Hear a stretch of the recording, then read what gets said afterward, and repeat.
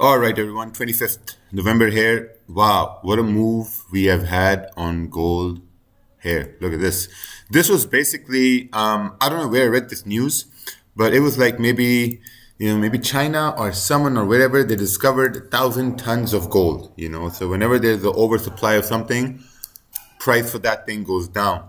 I think I was reading this on Twitter or somewhere, and I was like, yeah, this should affect something, right? So I think that was this move here where price came down.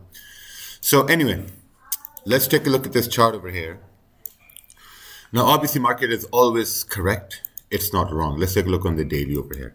Looking at the daily, we see the daily candles are coming down, no problem. So we're just going to approach price action. So whenever you see move like this, just approach price action as if like it's just normal market movement. Looking at the 4-hour time frame, very clear to see we moved down. Look where we're rejecting from. Maybe we're rejecting from some sort of support to the left hand side. So let's try to identify that area here as well. So we're just going to put like a small zone at the 4-hour wick, looking at the 1-hour time frame. Now we can see to the left hand side, there was a support at 2662. So if we now here's the thing with this move, right? So we had this huge move down because more gold is discovered and whatnot, right? So we have this big move down. Now, economically, nothing has changed in the world. This was just a reflex action or reflex move towards the news that there's more gold found. So this, in my eyes, should be correct. If this is something that's going to change the economy of the world, then gold should continue to push down. But it's not. It's just the market. Market will stabilize after this. Just like what happened after Trump came in. When was this? On the 6th? Yes, you see this right here? Trump came in, boom, market retraced, and it continued to push down for the next 3-4 days.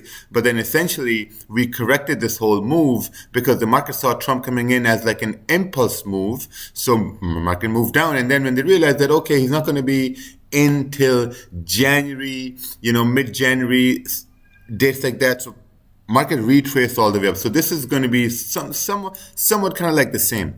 So looking at the 1 hour, we are rejecting this area 2662. Looking at the 30-minute time frame, we are sort of rejecting this here as well. So something like, we did a simulation yesterday. In the simulation, we had kind of like the same price action where price moves down. We create support on the 30-minute time frame. In times of volume, we may retrace at least 40 to 50% of this move down. So if you look at this candle, this 130-minute candle moved about 360 pips, $36, huge move. So maybe if we can create some sort of, I want to see after this huge move, I want to see something of a consolidation created. And then once we break consolidation, then there could be a very good opportunity for price to move up, but we have to wait for some market structure. Right now, we just have this one candle coming down and we got to wait for market structure. Even this 30-minute candle is, 100, it's a 100 pip candle. So we have to wait for market to calm down here a little bit. Let's take a look at pound yen. Pound yen obviously had nothing happen to it because, gold and pound yen, they basically don't mix. So looking at the daily candles are coming down. Looking to the left-hand side, you have just a mess to the left hand side. Let's take a look at this on the 4-hour time frame. So see, we got support on the 4-hour. Looking to the left hand side, you have sort of like some rejections happening over here. So so it is what it is. Let's take a look on the 1-hour time frame now.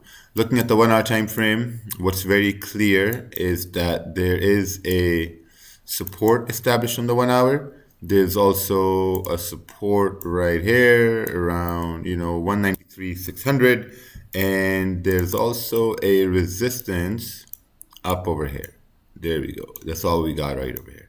Now, if you measure this range, this is a 64, 66 pip range. Let's take a look on the 30-minute time frame. Looking at the 30-minute time frame, the 30-minute candle, if we do, now this is something very basic.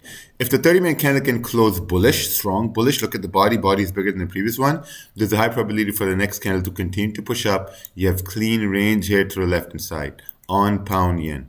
Subsequently, if we do break and close below, what's this price? 193,630. Then, we also got clean range here to the left-hand side for price to move down. Easy price action on pound yen, just have to wait for confirmations. Looking at the 15-minute, let's take a look at this on the 30-minute time frame. Looking at the 30-minute, you can see how they are wicks right here that are going below support. If you switch to the 15-minute time frame, this is what we got right here now. We have a support over here, and below the support, you have clean range here to the left-hand side on pound yen. Same for the buys, but I think it's going to be better for pound yen to close a confirmation candle on the 30-minute time frame, so we can say that, okay, those buys do really make sense. We'll have to wait on that aspect. But when it comes towards gold, let's take a look at Bitcoin, 97,000. But when it comes towards gold, they have to wait for some sort of a market structure over here. Literally just waiting for market structure for pre-London. But we'll see you guys later on for pre-London session anyway. Till then, take care.